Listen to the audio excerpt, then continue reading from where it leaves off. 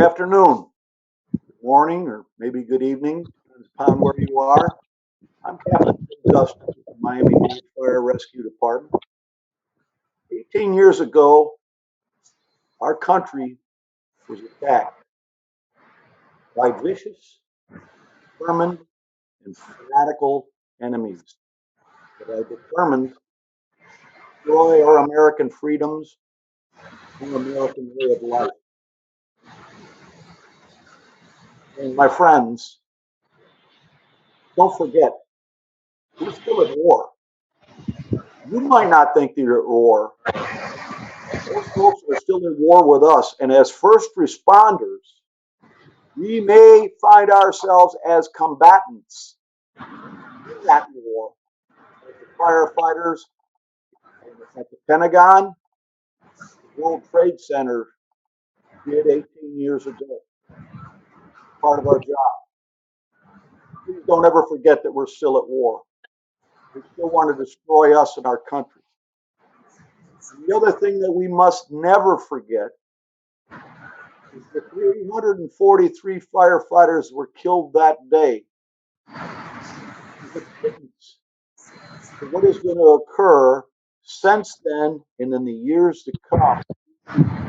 Respiratory related cancers, other inhalants. Not only an inhalant where they inhaled these people for months at ground zero, but they ingested them by swallowing a witch's brew of asbestos, ground glass, lime materials that have been compared to drain cleaning, a corrosive, caustic drain cleaning.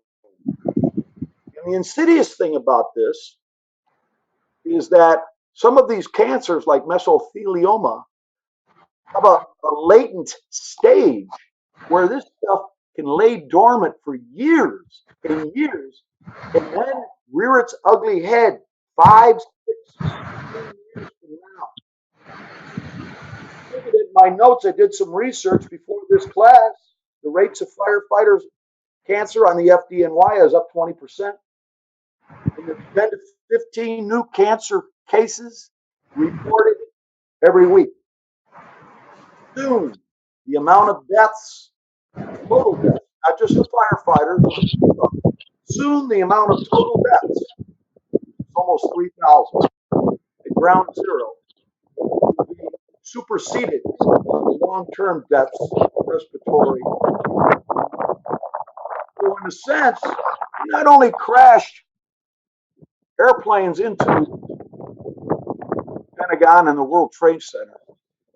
To me, fellas and brothers and sisters, they detonated a dirty bomb that our brothers and sisters have been inhaling for months and months, and for the years to come will be suffering those effects. Before we go any further, I do want to thank Key. That's keyhose.com. And there's no fire hose on the department. I am a captain in the training division and have my hands on it every day. It is not the cheapest.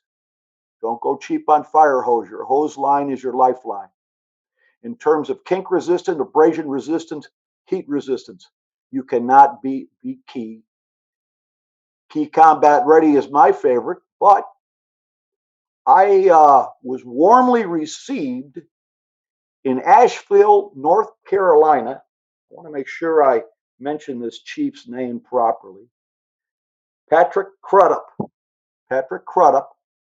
He's a battalion chief with the Asheville, North Carolina Fire Department. My friend and I pulled up behind one of their apparatus with an L-shaped booster tank. I was green with envy. And the good chief took us back to their station and demonstrated a couple of hose deployments. And I must say, you're a lucky man, Chief Crudup. Not only do you have your head and your heart in the game, but so do your fine men and women of the Asheville, North Carolina Fire Department. So I wanted to give a shout out to them and a shout out to Key.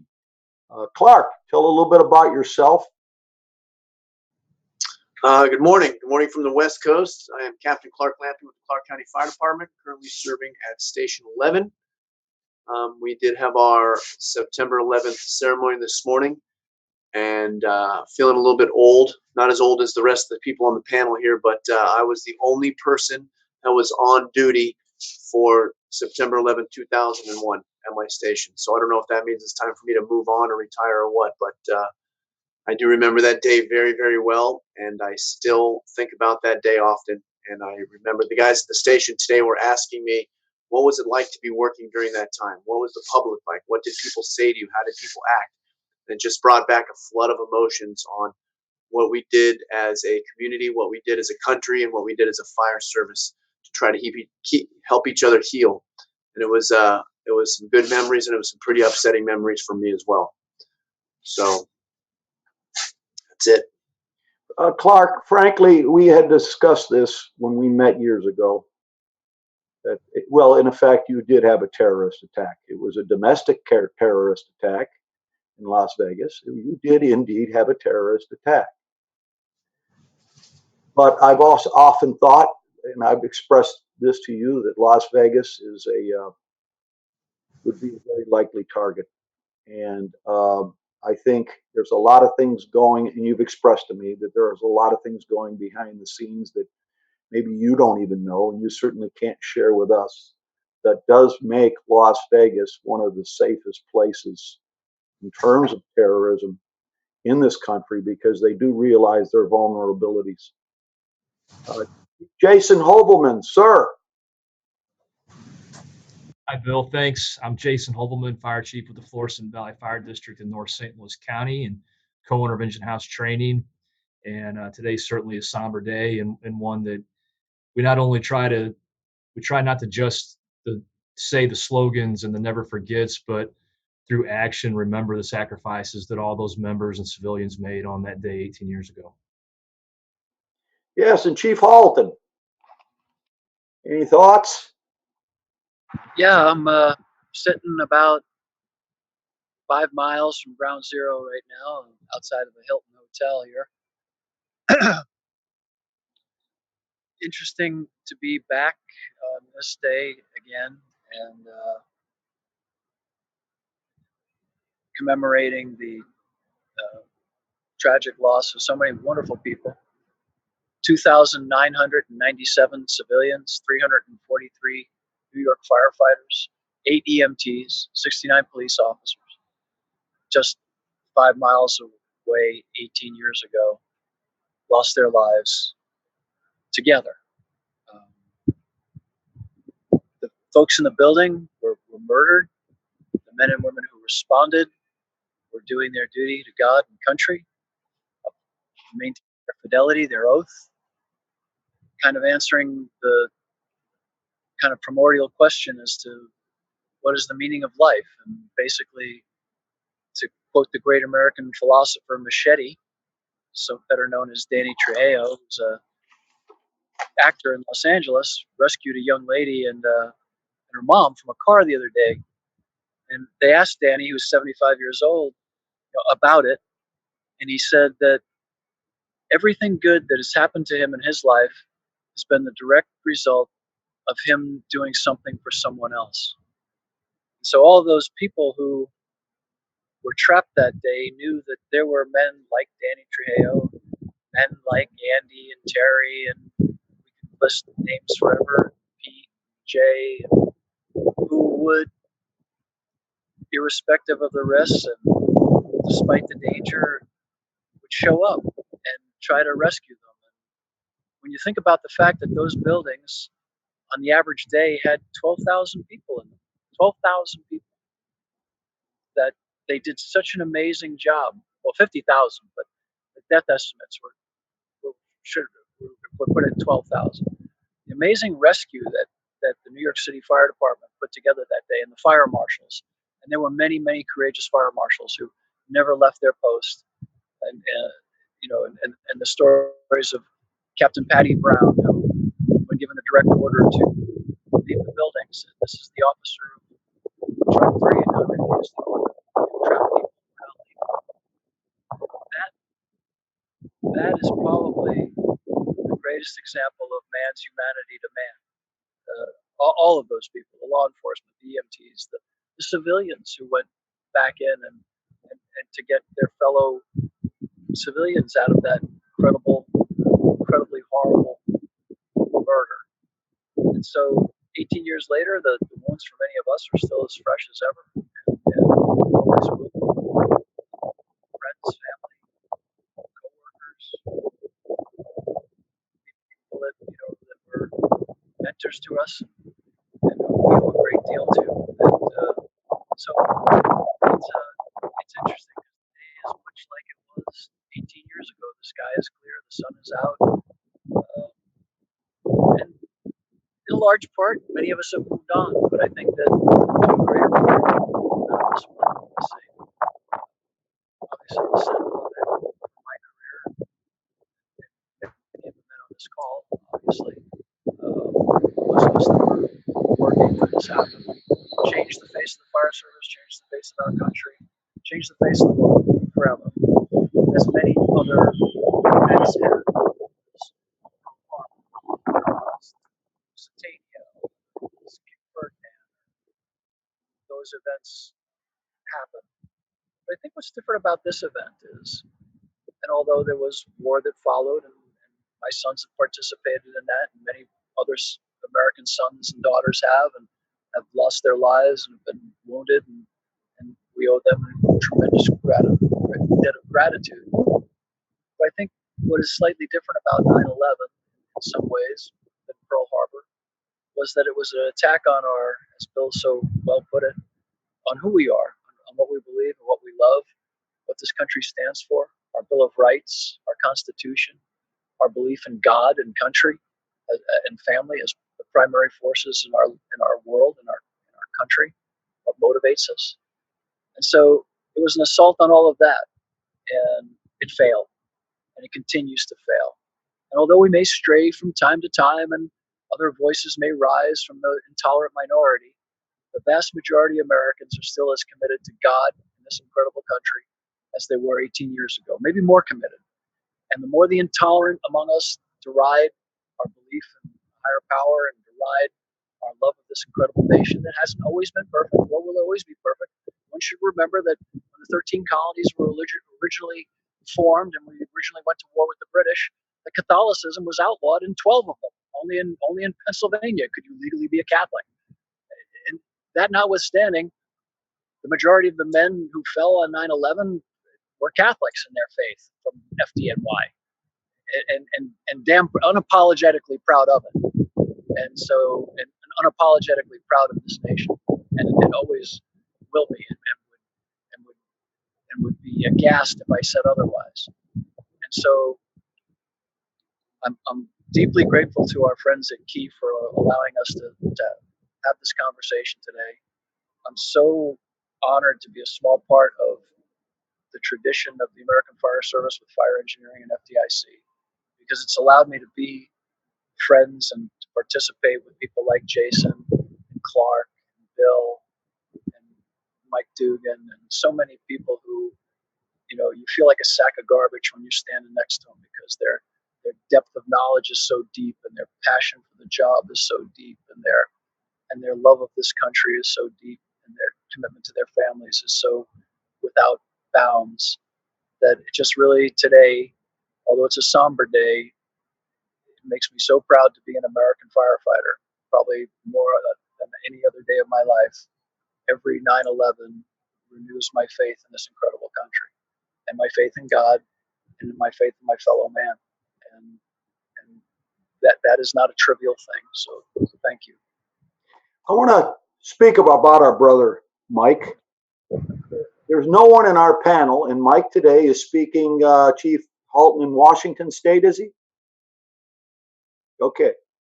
I says, Mike, no one's closer to this. And Mike also runs the risk, a very high risk, and is examined, I think it's every 6 months, for an existing condition that may be lingering.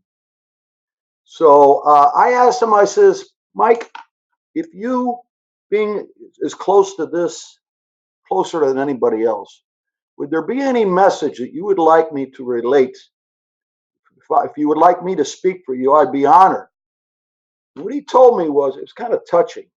He says, with all the accolades, don't forget that after we had all of these firefighters killed and missing, and the firefighters that survived were in a state of shock and utter exhaustion, the citizens of New York still relied upon their fire department to operate as if it was business as usual. So, although heroism is, there was no question about it, was displayed that day, in the days and the weeks and the months that followed, the mental toughness, the discipline, the resiliency of those firefighters to keep themselves dedicated and focused on their job. I'm sure all they wanted to do was go home and hug their families. They had to stay on duty and do their job and continue to protect the city. And that's what Mike asked me to relate. And I think that's most memorable. Um, if go, Chief, we're not picking you up. I'm sorry, but anything there? No? Yeah, we can hear you now, Chief. Okay, so one of the things I think Mike would want me to add too is that the humility that was also displayed by the New York Fire Department and the people of New York, because the mutual aid that poured in, thousands of firefighters I saw from all over the country showed up, and many of them deployed, many of them not. We know we don't want to encourage freelancing, but a lot of those units were not just staffed by FDNY. There were firefighters from Long Island and Connecticut and Bridgeport and men and women stepped up from around this country. And on that pile were USAR teams and DMAT teams from all around this country, and special units were asked for and responded and came and worked on hydraulic issues that were there, pumping and trying to move water and extinguishing fires, and collapse and below grade people who worked with John O'Connell, who did an amazing job. So, and a large part of that was because of the humility of the New York City Fire Department, who demonstrated to us that even if you're the largest and the most powerful, you're more powerful still with your friends. And the friends of the FDNY showed up in droves, and the FDNY has been unrelenting in paying back that kindness. Wherever I go, I hear people say, "Yeah, we donated something," and then the men and women from whatever it was, ladder 1, 2, 3, or wherever, sent us this, or they came and did a class, or something happened, and so I think that besides their tenacity and their perseverance, that their incredible sense of humility and their incredible sense of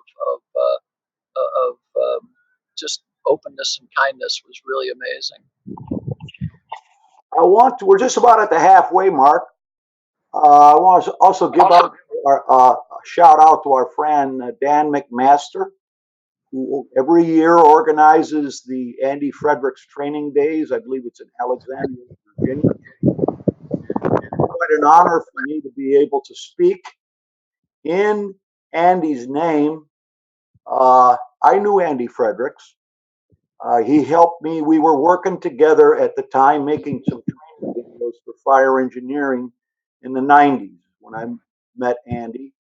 And he has had so much to do with the shape of the fire service, especially the art of engine company firefighting. So I'm looking forward to it. Dan, I thank you. And then I am going to be I'm teaching Monday morning, this coming Monday morning.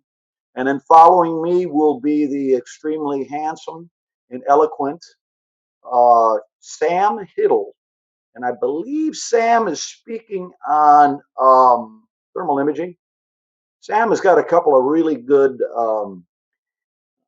specialties. He's a subject matter expert in thermal imaging and also forcible entry and any kind of power tools. To say that Sam is intense and a deep thinker is a understatement, but it'll be good to see you, Sam. I'm going to guess that you're on duty today. We're past our halfway mark, or just right there. I just want to mention that why I have such an appreciation for key. I've had my hands on key hose for well over 20, 25 years. In fact, they used to make it in Miami. We weren't using it at the time. And we had an opportunity to use it. My We name is liked what Patrick we saw. Dowdell, born and raised in New And York. now, the way things have evolved, I became manager of our high-rise, revising our high-rise SOP for Miami-Dade, and also for developing or introducing a new size hose. Well, you know, when you make a change in a big department, that's a cultural thing too. There's a culture to consider. So the challenge was to come up with something that flowed more than 185 gallons a minute through 1 3/4 hose, which is a lot, but again, it was key combat ready hose. But without the personnel requirement of 2.5. Now, mind you, the fire doesn't care how many people you have. If the fire requires the flow of a 2.5-inch line and you don't have it, fire does not care. You can't using 1 3/4 over 2.5 because you say, well, we don't have the people to operate the 2.5. But we now, thanks to innovations in the hose industry, don't have just two choices, 1 3/4 and 2.5. We now, and it's not just Key, there's other great manufacturers of hose that have given us some choices that we can have a hose that has, I'd be lying to you if I said it was the same weight. It's not the same weight, but the same skill sets, the same skill requirements, the same personnel requirements as 1 3/4 hose, but approximating the flow of a 2.5. For instance, this is the 2.25 inch made by Key, 2.25. That might be upside down, and that is true inside diameter. They also make a true 2.5-inch diameter.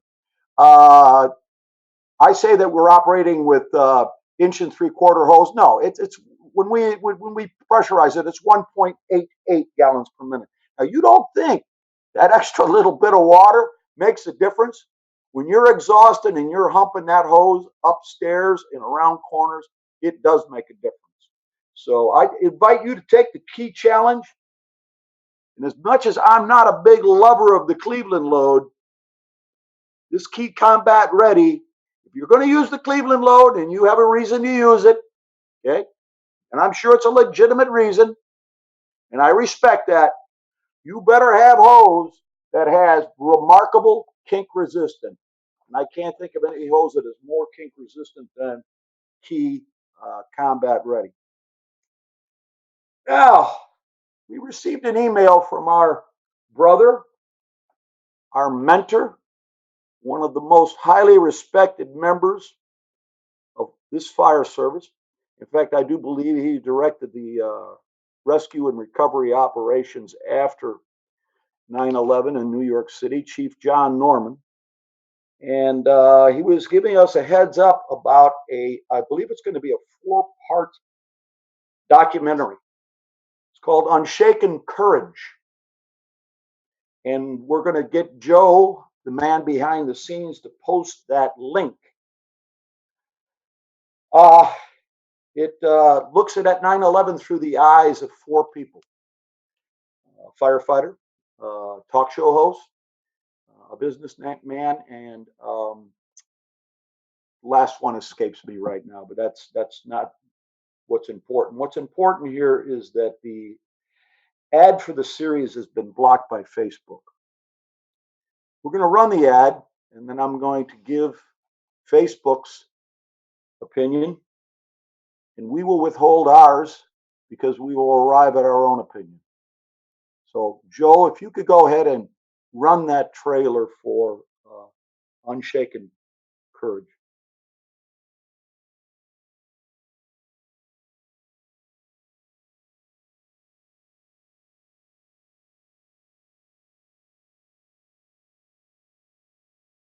Born in 9/11, I was in. My name is Patrick Dowdell, born and raised in New York. The morning of 9/11, I was in Iona College at the time. My father was a fireman at the time in Rescue 4, so we knew he was working that day, but I didn't know exactly, where he was the morning of. I actually had a landline because I didn't have a cell phone at the time. I called my mother. I said, is Dad working today? And she said, yeah, he's working. I haven't heard from him yet, but I'll call you back later. Fast forward a couple hours, we were waiting to get word on, like, did we hear from anybody? My father's firehouse at the time was in Queens in Rescue 4. So Rescue 4's quarters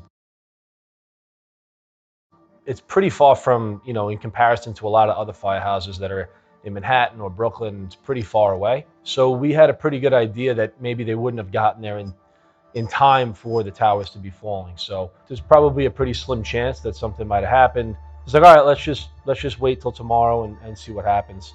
The next morning, I called my mom. I said, hey, did you hear from Dad? She goes, no, we haven't heard anything yet.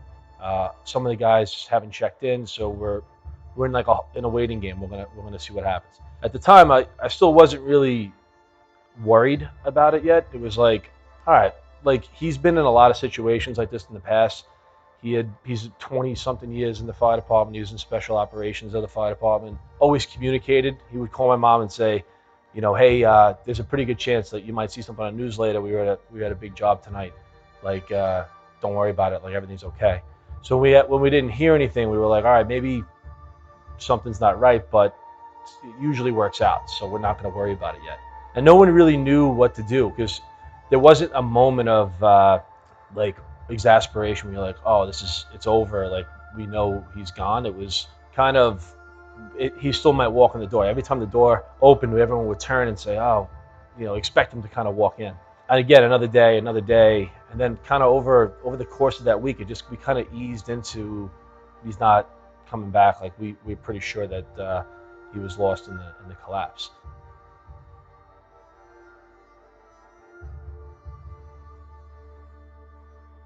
Hey, Joe, that's good. 9/9/2019, so it's already started. Thank you, John Norman, for giving us a heads up.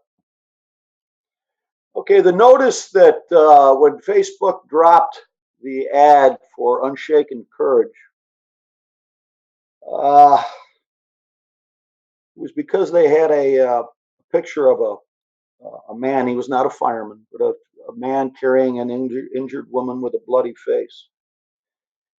And their statement was, this ad isn't running because it uses an image or video that contains shocking, sensational, or excessively violent content. This type of material creates an unexpected experience for users and goes against our core value of fostering a positive global community. What's next? Pearl Harbor? The Holocaust? How much history do we want to erase? And there's certain things about American history maybe I would like to erase. What we did to the American Native Americans, what we did to Black Americans. That's not a good thing in American history.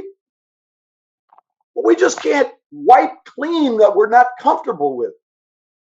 We've got to remember these things, good and bad, because that's what makes us all Americans. So kudos to John Norman. No kudos to Facebook. I've said my share, and that's just how I feel.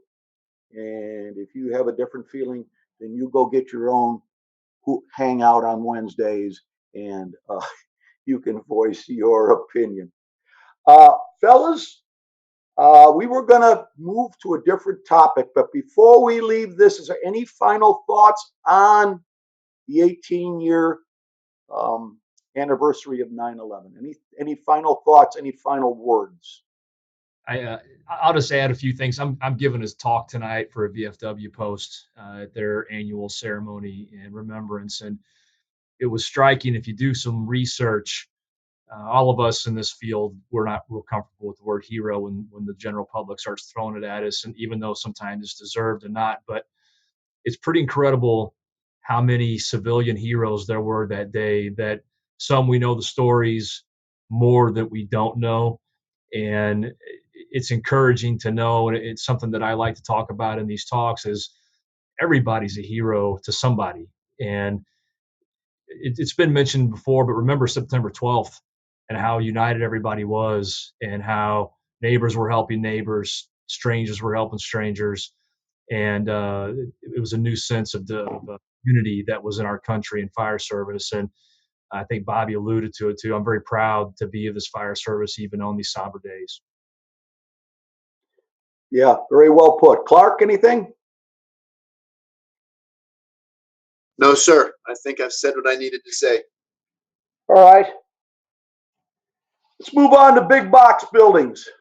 Uh, I had the fortune to attend a class taught by FM Global, Factory Mutual, in Rome, Georgia. I've mentioned this before. And what I learned was just how vulnerable a sprinklered building can be, and how, if the sun and the moon and the stars, all the planets, do not line up perfectly, that sprinkler system is not going to operate as designed. One of the most critical things, it could be something as simple as this. Clark has a warehouse with racks and racks of paper plates and paper coffee cups. He moves out, and then Jason comes in and he stacks those racks with styrofoam plates and styrofoam coffee cups. Will the discharge density, the gallons per minute per square foot of the sprinklers, handle a product in foam plastic that will have a heat release and BTU per pound rate much greater than the sprinkler system was designed to operate? Something as simple as replacing slats in storage racks with solid racks.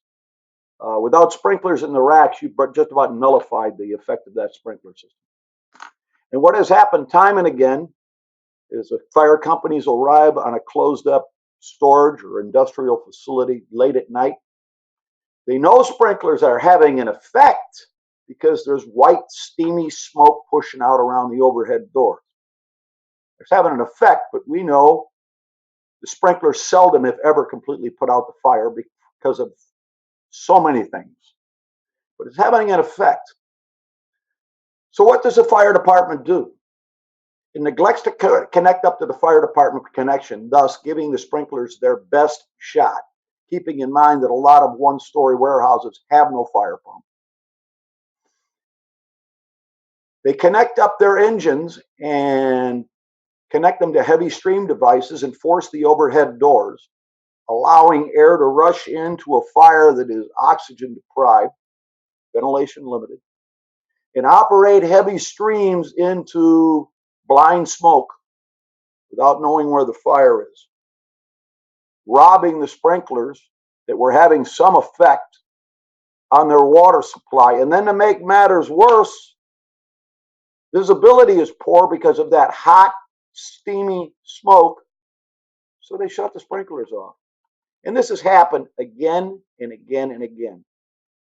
And my question to you is, and you got to understand, Clark is on duty, so he's got a fire company to run in addition to trying to be here with us. So what I'm going to ask Jason is, you brought up that also. Before we went online, would you please explain your philosophy on where we make entrance and where we advance a hose line? I thought that was very interesting, and it's a very good point to bring up. Yeah, I think it's important, especially on these bigger, larger commercial buildings. And let's face it, we're not all arriving with 30 people at the same time. And so I think getting it right from the beginning is critical. And I've always been a proponent of not necessarily making your attack from the main entrance. I think we can start there. I think it's good for a company to get in that door. If we do have any civilian victims, they're probably going to be close to that area, or we can get good reconnaissance from the building manager. But for us, I think it's important, if we do see that white smoke, the sprinkler controlled fire in those types of buildings, is to do a little recon. Get in there with a tick. Don't get too far in there, and just enough that you can safely take a look at the interior of the building and look for heat signatures in regards to where you are.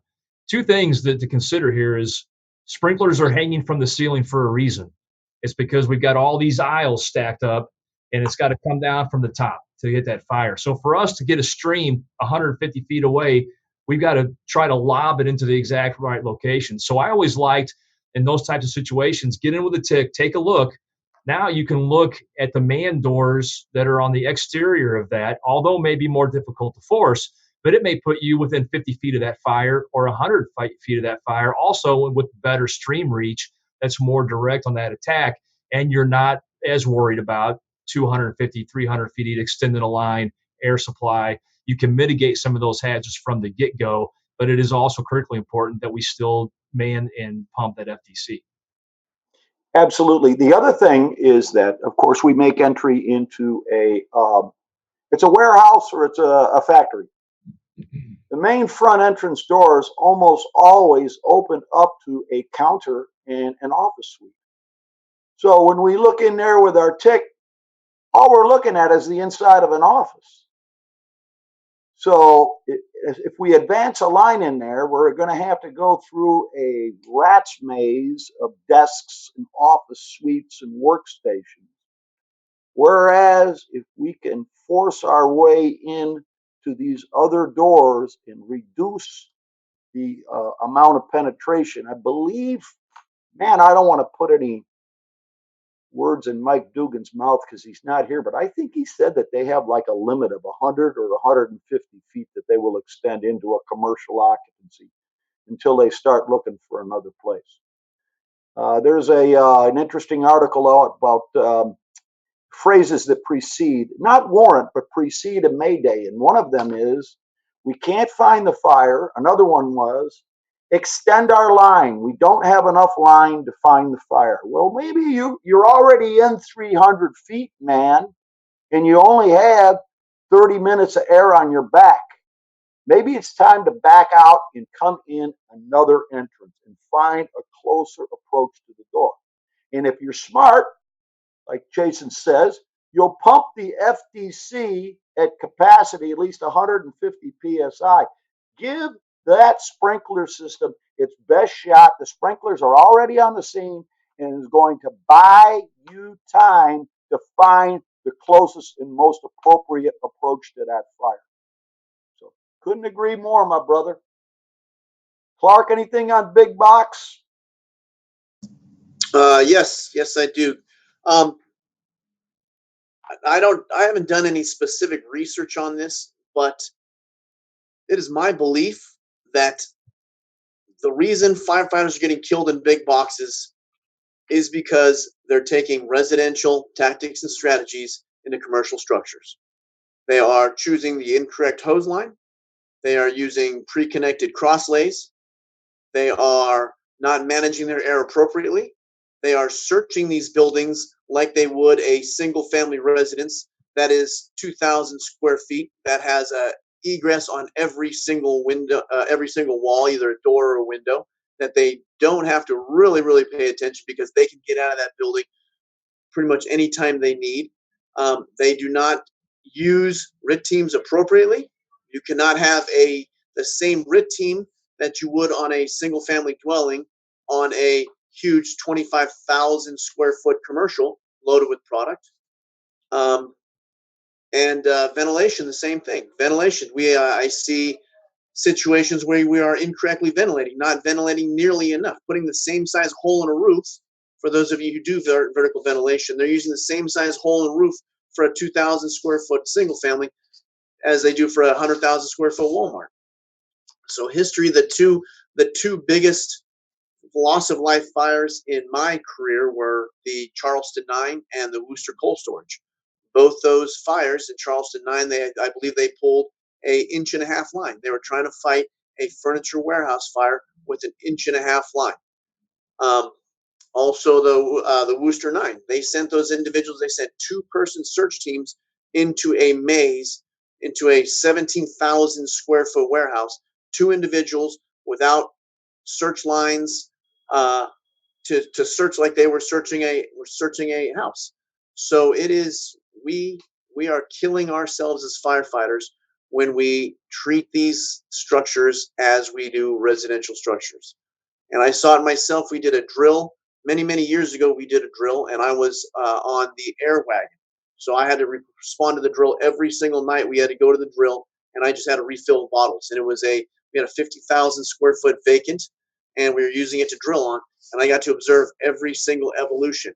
And more than 50% of the time, the individuals on my own fire department pulled up to the front door, pulled the emergency brake, grabbed the 1 3/4 fog nozzle, 150-foot cross light, and entered into this building. And we had it smoked out. We had it plastic off. So we had smoke conditions. When you open the door, there was smoke to the floor blowing in your face. And still, these crews, these companies, one after another, went in with an 1 3/4 fog nozzle and then operated. There was a search component too. They operated until their bells were ringing in a commercial structure. And I witnessed that over and over again. And it was, once I realized what they were doing, it was painful to watch these companies make the same mistake over and over again. Clark, I look at so many of these NIOSH reports and I say, oh, that's the Miami-Dade Fire Department just in the 90s, or just 20 years ago. You know, when we look at these reports, it's easy for us to second guess, and we should second guess. It's our duty and our responsibility to second guess, to learn from these tragedies. But so many times we would have done exactly the same thing. And an unintended consequence is that we were successful. We would go into a paint and body shop, a warehouse, a foam plastic factory, a fiberglass boat manufacturing plant with an 1 3/4 pre-connect off the booster tank and go in there and put the fire out. Come out and pat ourselves on the back for what a great job we did, just reinforcing that dangerous behavior. So many of these line of duty deaths, when I look at them, I think, could that be my department? Yeah, it would have been that my department 20, 30 years ago. It would have been. Why did we improve? Well, we learned from our own experience, but we also learned from the experience vicariously by looking at these NIOSH reports. And a large portion of our officer development program are group projects where these fellows get together and they analyze NIOSH reports and see what went wrong. Could it happen here? What could be done to prevent it from happening again? So, Clark, you're so right about the quick attack hose line, the quick attack mentality with the 1 3/4 or 1.5 line. The other thing that I still get questions, guys. Your departments, Jason and Clark, what is your policy on using the rack of, even if you bring your own hose in, the hose racks that are deep inside of these places like Home Depot? Got a hose outlet to use those for firefighting. We discourage that highly, mostly because the dependability, and most of these big box stores, they're located in the middle of the floor plan in the end racks, and so locating them even when there's no smoke in that building can be a challenge. You go into any of these big box stores and you can name any of them and see if you can find all the standpipes in there, and I bet you miss one. They're not always easy to get to. They're not well maintained. A lot of the ones, especially in the lumberyard type stores, they get knocked around pretty good, moving material on and off those racks.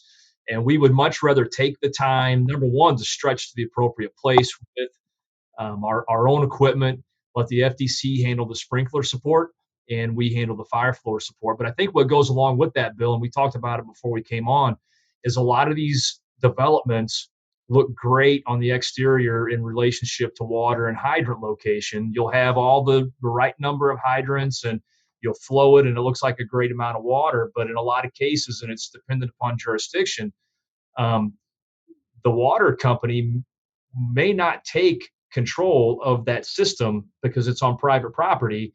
and the maintenance and upkeep and testing and inspection is left to the property owner. And typically, historically, it's not as stringent as what the water supply or the water company would do. And so it's good to have an alternate water source to bring in if you do have a significant fire. You know, a historic fire in the Chicago area occurred in 1967. That's the year that Clark started on the Clark County Fire Department as just a mere lad, 1967. They had done some construction work on the Stevenson Expressway, and they shut down part of the main that fed the loop.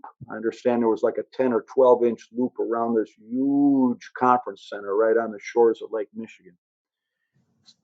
Bitter cold in the winter time, so they're not going to do much hydrant testing.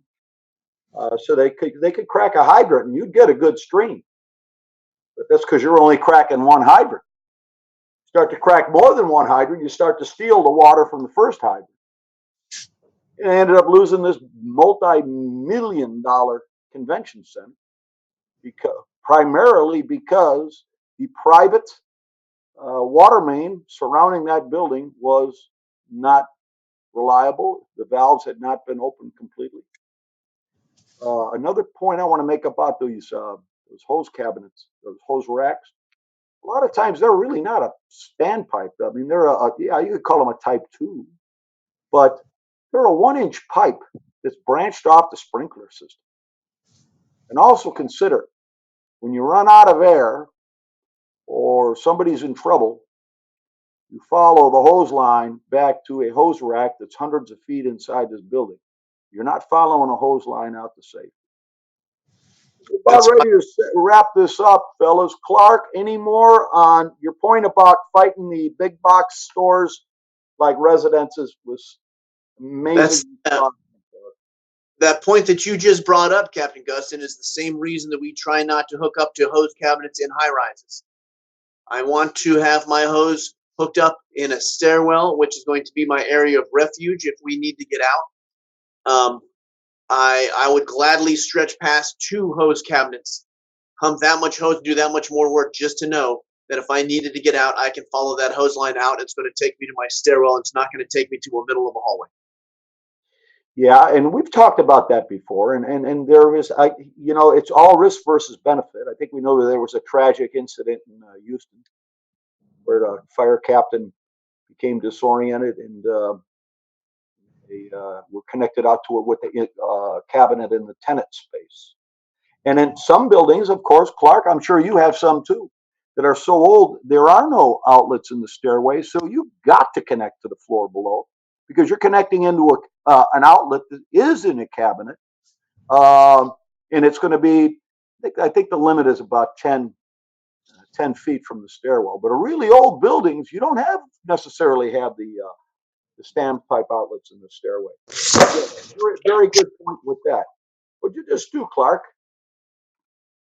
Okay. My screen just fell over. Don't worry about me. It's good. It's good. All right. All right. How many runs have you had today? So far. Early in your day. 3 so far. Now, have you had any of those air conditioner? Oh, by the way, what's the temperature like there today? Not bad. I think we're not even gonna hit 100 today. Excellent. Excellent. Oh man. Yeah, that's wonderful. Okay, looks to me like you shut yourself off, which your timing is perfect, Clark. So can you hear us? Yeah, I can hear you. Don't worry about coming back, brother. We're going to wrap this thing up.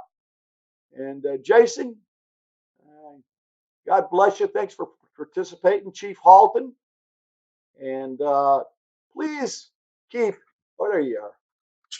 Ward Symes, all of our brothers and sisters Ward Symes, involved in 9/11, either at the Pentagon or at the World Trade Center.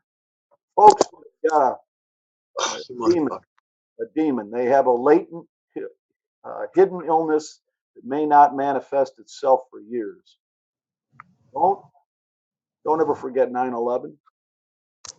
Don't ever forget that the toll that day is a pittance of, unfortunately, what it's going to be in the years to come. Hey, Cam Gustin. Sir. Oh, yes. We've I'd got like to a introduce you to someone really before we special here. sign off here. How are you, sir? This is Engineer Ward Symes. Today is a very special day for Engineer Ward Symes and a terrible day for us at Firehouse 11. Engineer Ward Symes is working his very last shift today at Station 11 as a fire engineer. He's had a 15-year career. This is about his third career he's had in his life. He was a Marine Corps and then a cabinet shop, and he started his career late, but he finished strongly. We've been working together for 10 years, and I tell you what, I can't say enough about this individual. He's a little old. He's a little older than me, and I told him this last night. We had dinner and drinks, and I said, before I made any, even as the officer, before I made a decision, before I brought something to the crew, I'd always ask my wise old Al Ward Symes, hey, what do you think about this? And Ward would tell me, yeah, don't say that or don't do that, or all right, you're all right. So, Ward, I want you to give us a couple words on what made you successful in your 15-year career. Oh wow, that's Come to work. one of my best one of my best pieces of advice. Come to work and pay attention. That's I learned a lot doing that. There's a lot of guys that don't show up, or they show up and they don't pay attention. And they don't pay attention to what's going on around them and learn the lessons that are out there to learn if you're paying attention to doing what you're doing and listen to other people. Now, you were an employee of the Department of the Navy, is that correct? Yes, the men's department. Hey, Can't let that one go. that, you know what? Hey, and guys, have you ever run into a bad firefighter that came from the Marine Corps? Because no matter what we throw at these guys, it is nothing compared to what they have mentally and physically became challenged in their training. And then, well, especially if they went into combat, but just the training itself. I came on the job with a lot of Marines, and to them, the academy for them, at least physically, Right. was a cakewalk. So I know you started late, but you were a cabinet maker, so you know Correct. how to work with your hands, and of course, you brought that mental and physical toughness from the Marine Corps. So I think we all want to express our congratulations on a Thank you. very well-deserved retirement, and also express our sincere thanks for what you did to keep our country safe. Thank you, sir. Appreciate that. Well, you were a Marine. Now you are a Marine. You are a Marine, and I admire and respect you for that. So Thank you, sir. God bless you on behalf of fire engineering and your brothers and sisters who are watching this, hundreds right now. In the archive version, it will be many hundreds of people from around the world, and on your last day. And I'm sure that I share their same sentiments, that we respect you and admire you for your service to this country and for the Clark County Fire Department. Thank you, sir. God bless you, brother. Thank you, sir. Thanks for all you do. We God appreciate bless Keith for sponsoring us again, and God bless all of those that are sick from 9/11 and who have already passed. So until next month, this is Bill Gustin. We'll see you. May God protect you and keep you safe.